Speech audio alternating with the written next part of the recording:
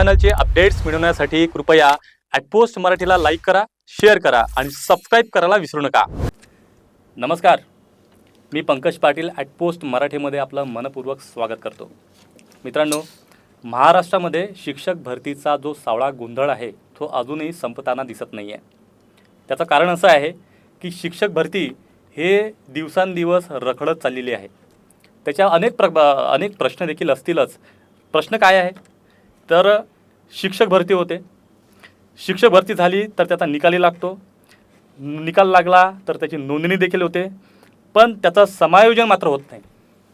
आता हे भावी शिक्षक आहे, ह्या भावी शिक्षकांचं नेमकं म्हणणं काय आहे? यांना समायोजन का केला जात नाही आहे, हा सध्या सगळ्यात मोठा प्रश्न आहे। यासाठीच आपल्यासोबत या विषयावर चर्चा करण्यासाठी महाराष्ट्र शिक्षक एकता मंचचे जे अध्यक्ष आहे लशिश चव्हाणजी आपल्यासोबत आहेत। सर, आपलं खूप खूप स्वागत आहे ॲक्टपोस्ट मराठीमध्ये। नमस्कार सर। सर, नेमकं काय प्रकरण आहे सध्या महाराष्ट्रामध्ये? आपण हे बघतो आहे, शिक्षकांच्या काय समस्या घेऊन आपण आपल्या या स्टुडिओमध्ये आलेला आहात, काय सांगाल सर? नमस्कार सर्वांना। आपली जी संघटना आहे महाराष्ट्र शिक्षक एकता मंच, आपण हे स्थापन करण्याचा मूळ उद्देश हेच आहे का अभियोग्यताधारक जे शिक्षक भरती 2025चे आहेत त्यांना योग्य न्याय मिळावा व त्यांना शिक्षक म्हणून रुजू होता यावं व जास्त प्रमाणामध्ये शिक्षक भरतीमध्ये जागा याव्या, हा आपला प्रमुख उद्देश घेऊन आपण हे संघटना स्थापन केली आणि पारदर्शकपणे आपल्याला शिक्षक भरती योग्य रीतीने पार पाडायची आहे, याकरिता आम्ही हे मंच तयार केलेला आहे। ओके सर, ह्या मंचच्या माध्यमातून काय नेमक्या मुख्य तुमच्या मागण्या आहे ज्यासाठी तुम्ही हा सगळा संघर्ष करताय? हां, शिक्षक भरती 2025मध्ये अभियोग्यताधारकाची नोंदणी झालेली आहे। नोंदणी झाल्याच्या नंतर त्यांचं स्वप्रमाणपत्रसुद्धा झालेलं आहे व आता जे वेळापत्रक महाराष्ट्र शासनाने शिक्षण विभागाने दिलेलं आहे की 13 तारखेपासून समायोजन अतिरिक्त शिक्षकाचे होणार होते, 13 फेब्रुवारीपासून, आणि 13 तारखेला अतिरिक्त शिक्षकांचा संपूर्ण महाराष्ट्राचा आकडा जाहीर होणार होता, पण आज 18 फेब्रुवारी आली तरीसुद्धा अजूनपर्यंत अतिरिक्त शिक्षकांचा आकडाच कळला नाही जिल्हा स्तरावर। तर पुढे जी प्रक्रिया वेळापत्रक दिलं आहे, खरंच त्या वेळापत्रकानुसार 31 मार्चपर्यंत सर्व समायोजन किंवा जी अतिरिक्त शिक्षकाची जागा आहे ते कळणार आहे का? आणि हे जर वेळेवर होत नसेल तर याला अजून किती दिवस शासन लावणार आहे? जर यांचं समायोजन होणार नाही तर आम्ही जे अभियोग्यताधारक शिक्षक भरतीची वाट पाहत आहोत, तर आमचं कधी जाहिराती आम्हाला पवित्र पोर्टलवर पाहायला भेटणार? कुठेतरी हे लांबवत नेत आहे। शिक्षण विभाग यांना खरंच जर जाणीव असते या गोष्टीची तर आजपर्यंत आम्हाला जाहिराती उपलब्ध करून दिल्या असत्या। मोठ्या प्रमाणात शिक्षक भरती करण्याचं शासनाचा मानस आहे, पण कुठेतरी प्रक्रियामध्ये हे म्हणजे थोडक्यामध्ये असं म्हणता येईल की प्रक्रिया खूप धीम्या गतीने सुरू आहे सर। त्यामुळे आमचं इथं नुकसान होत आहे, अभियोग्यताधारकाचं नुकसान होत आहे आणि हे नुकसान होऊ नये याकरिता शासनाकडे आमची विनंती आहे की लवकरात लवकर समायोजन करावे आणि जिल्हाअंतर्गत त्यांची बदली करावे आणि लवकरात लवकर रिक्त पदांचा आकडा जाहीर करावा। माननीय शिक्षण मंत्र्यांना सुद्धा मी विनंती करतो की अभियोग्यताधारक शिक्षक भरतीची वाट पाहत आहे, कृपया करून त्यांच्यावर तुम्ही अन्याय न करता योग्य दिशेने शिक्षक भरती पुढे चालावी अशी इच्छा आहे आमची। अच्छा सर, तुम्ही आपला जो महाराष्ट्र शिक्षक एकता मंच जे आहे त्याचं सगळं जे मंडळ आहे हे मंत्रालयात तुम्ही गेलेले आहात, तिथं तुमचं नेमकं काय बोलणं झालं आहे? तुम्ही कोणाला भेटले तिथे? अधिकाऱ्यांचं काय म्हणणं आहे यावरती? हां, आम्ही 11 तारखेला आपल्या मंत्रालयामध्ये मुंबईला गेलेलो होतो। तिथं शिक्षण विभागामध्ये आमचे उपसचिव साहेब जे आहेत माननीय आबासाहेब कवळे साहेब यांच्यासोबत भेट झाली, जे पवित्र पोर्टलचं संपूर्ण कामकाज करतात शिक्षक भरतीचं।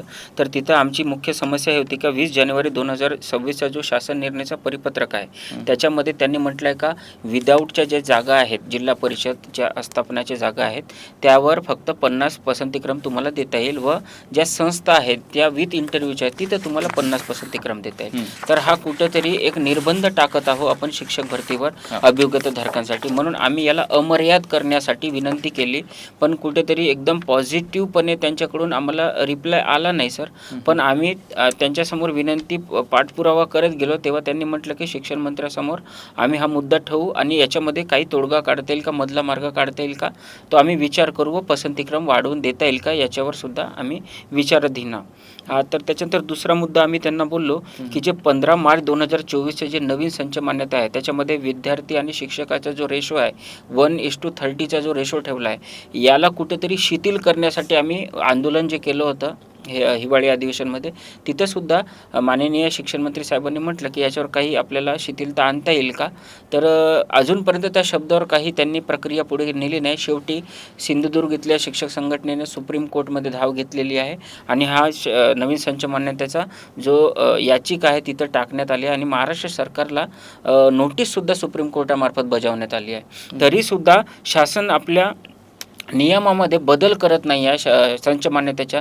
कारण हा संच मान्यतेमुळे ग्रामीण भागातील खेडेपाडे तांडे वस्ती इथले ज्या शाळा आहेत तिथले विद्यार्थी आहेत त्याच्यावर खूप मोठा नुकसान त्याच्यावर होण्याची शक्यता आहे नवीन संच मान्यतेनुसार. म्हणून कुठेतरी शिथिलता आणून विद्यार्थ्यांच्या हिताचा विचार करून आणि भावी शिक्षकाच्या हिताचा विचार करून या संच मान्यतेत बदल केला पाहिजे. त्यासोबतच तिसरा मुद्दा मुख्य आहे, कारण 21 सप्टेंबर 2023ला जो शासनाने समूह शाळा योजना आणली आहे.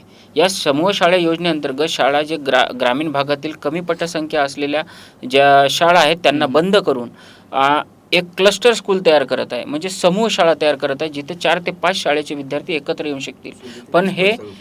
पण हे याच्यामध्ये त्यांनी नियम लावला आहे का 0 ते 20 पटसंख्या असलेल्या सर्व शाळा बंद करायच्या आणि एका शाळेमध्ये त्यांचं समायोजन करायच्या जवळच्या, आणि त्यांना मानधन द्यायचं त्यांच्या पालकांना 600 रुपये प्रति महिना. तुम्हीच विचार करा हा कुठं न्यायकारक आहे. कुठे पालक त्या 600 रुपयासाठी आपल्या मुलांना कोणत्या याच्यावर तिथं पाठवेल त्या शाळेमध्ये. कारण विद्यार्थ्यांचा जे मुली आहेत त्यांच्या सुरक्षिततेचा सुद्धा हा विषय आहे. कारण शाळा दिवसभर चालते, संध्याकाळी आपली मुलगी आपला मुलगा घरी परत वेळेवर येईल का याची सुद्धा काळजी लागेल.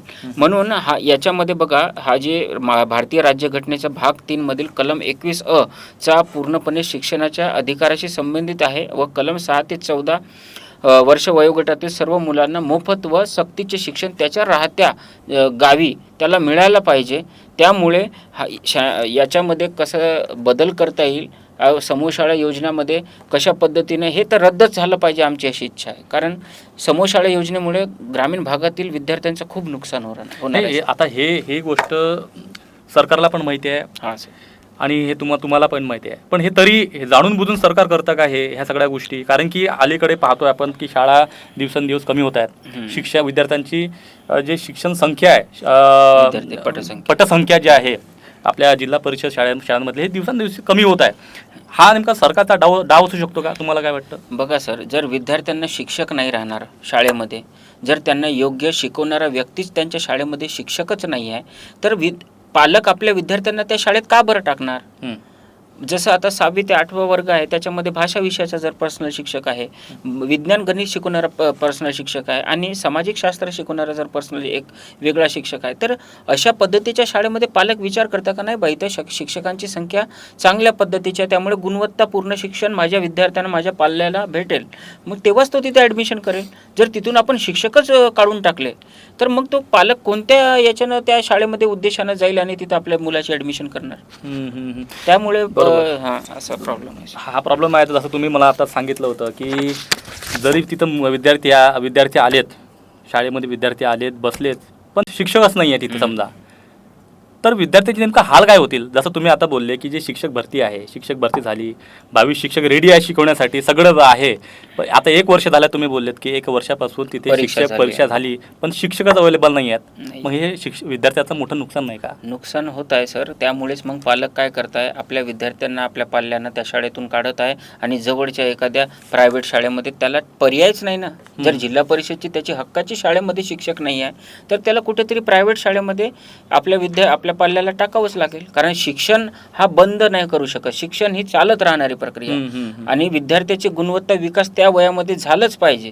त्यामुळे शासनाने याच्याकडे तातडीने लक्ष देणं गरजेचं आहे सर. बरोबर. आणि सर तुमचा एक 11वा मला एक मुद्दा दिसला याच्यामध्ये, दिव्यांगांना उद्देशून आहे. हा नेमका मुद्दा काय आहे त्याच्यामध्ये तुम्ही त्याच्यामध्ये लिहिलेलं आहे? हा काय मुद्दा आहे? बघा सर, 2025ची जेव्हा शिक्षक भरती झाली म्हणजे परीक्षा झाली तर त्याच्यामध्ये काही दिव्यांग उमेदवार होते. त्यांनी नाही का लेखनी घेतले होते, स्क्राईब घेतले होते.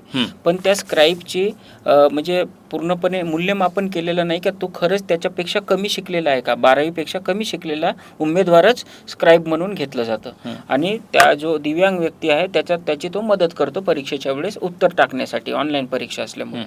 तर जेव्हा हे दिव्यांग उमेदवाराला जास्तीत जास्त मार्क मिळाले, हो त्यांना 40 मिनिट वेगळे मिळतात मान्य आहे, पण एवढ्या जास्त प्रमाणात त्यांना मार्क मिळालेले आहेत. तर कुठंतरी ज्या वेळेस भरतीमध्ये जे त्यांची जेव्हा जागा भरली जाईल तर भरत्यांनी त्याची एक पुन्हा शहानिशा करणे गरजेचं आहे. त्या स्क्राईबची एकदा पुन्हा शहानिशा करून तो पात्र आहे की नाही हे शासनाने एकदा त्याच्यावर कारवाई केली पाहिजे आणि तेव्हाच त्याला नोकरी दिली पाहिजे. नाहीतर कुठेतरी हा अन्याय होईल बाकीच्या अभियोग्यताधारकांवर. चव्हाण सर, RT 2009च्या नियमानुसार हा नियम नेमका काय सांगतो आपल्याला? त्याची जी पदभरती आहे ते कशा पद्धतीने झाली पाहिजे, काय सांगाल? RT 2009चा नियम म्हणतो की शिक्षकांची पदे 10% जास्त रिक्त ठेवता येत नाही. त्यामुळे मला अशी अपेक्षा आहे माननीय शिक्षण मंत्र्यांनी यावेळेस 90% शिक्षक भरती करावी, जेणेकरून शिक्षकांचा जो कमीपणा आहे किंवा त्यांची संख्या जी कमी होत आहे त्याच्यावर पण आळा बसेल आणि योग्य शिक्षकांची संख्या विद्यार्थ्यांना मिळेल आणि गुणवत्तापूर्ण शिक्षण होईल. त्यासोबतच जो परिपत्रक आला होता 20 जानेवारीचा त्यामध्ये असं म्हटलेलं आहे की माध्यम जे आहे इंग्रजी माध्यम त्यांना प्राधान्य देण्यात येईल. पण मला असं वाटते का सेमी इंग्रजीची शाळा आहेत, सेमी इंग्रजीवाले जे शाळा आहे तिथं सेमी इंग्रजीचे माध्यमाचे अभियोग्यताधारक व इंग्रजी माध्यमाच्या जे अभियोग्यताधारक आहेत या दोघांना 1 ते 5 मध्ये समान संधी मिळायला पाहिजे. तेव्हाच कुठेतरी गुणवत्तापूर्ण शिक्षक आपल्याला सेमी इंग्रजी शाळेवर मिळेल. ओके सर, इतके चांगले मुद्दे आपण सांगितले आहेत. तर यापुढची दिशा काय आपली असणार आहे? कारण की जो संघर्ष आहे हा साधा नाही आहे. मागण्या तुमच्या आहे, पण ह्या मागण्या पूर्ण होतीलच असंही नाही आहे. पण जर मागण्या तुमच्या झाल्या नाही पूर्ण, तर या विरुद्ध तुम्ही काही बंड पुकारणार आहात की काय नेमकं तुमचा प्लॅनिंग असणार आहे? आमची दिशा ठरलेली आहे सर. फेब्रुवारी महिना सुरू आहे. आम्ही मंत्रालय, परीक्षा परिषद पुणे सोबतच शिक्षण आयुक्तालयाला जाऊन आलेलो आहोत, निवेदन दिलेलं आहे. 15 दिवस ते 20 दिवस आम्ही वाट पाहू. निवेदनावर जर काही शुद्धीपत्रक परिपत्रक निघाले तर आम्ही थांबू. जर त्याच्यात काही सुधारणा दिसली नाही तर आम्ही पुन्हा मार्चमध्ये शिक्षण मंत्र्यांना भेटू. सोबतच आर्थिक जो आता अर्थसंकल्पीय अधिवेशन होणार आहे तिथे सुद्धा आम्ही मुंबईला जाणार आहोत आणि माननीय शिक्षण मंत्री साहेब सोबतच माननीय ग्रामविकास मंत्री साहेब यांना सुद्धा भेटू. आमच्या समस्या त्यांच्यासमोर मांडू. त्यानंतर अजून मंत्रालयात जाऊ. जर कुठंच आम्हाला न्याय दिसत नाही तर आम्हाला आंदोलन करावं लागेल, उपोषण करावं लागेल आणि त्याच्यानं पण जर आम्हाला समाधान मिळालं नाही तर कुठेतरी न्यायालयीन लढाई आम्हाला करावी लागेल. तर हे होते चव्हाण सर, ज्यांनी आपल्या मागण्यांसाठी एक मोठा आवाज उचललेला आहे आणि त्यांचं म्हणणं हेच आहे की आमच्या मागण्या पूर्ण करा. आता मागण्या ज्या आहेत आम्ही तुम्हाला सविस्तरपणे सांगितलेलं आहेतच. तर या मागण्या जर पूर्ण झाल्या नाहीत तर त्यांची पुढची जी लढाई आहे हे अन्यायाविरुद्ध बंड करण्याचीच आहे असं ते आपल्या बोलण्यातून सांगत आहेत. तर मित्रांनो, आपला हा एपिसोड तुम्हाला कसा वाटला आपल्या कमेंट बॉक्समध्ये कमेंट करून नक्की आम्हाला कळवा आणि ॲट पोस्ट मराठीला लाईक करा, शेअर करा आणि सबस्क्राईब करायला विसरू नका. धन्यवाद.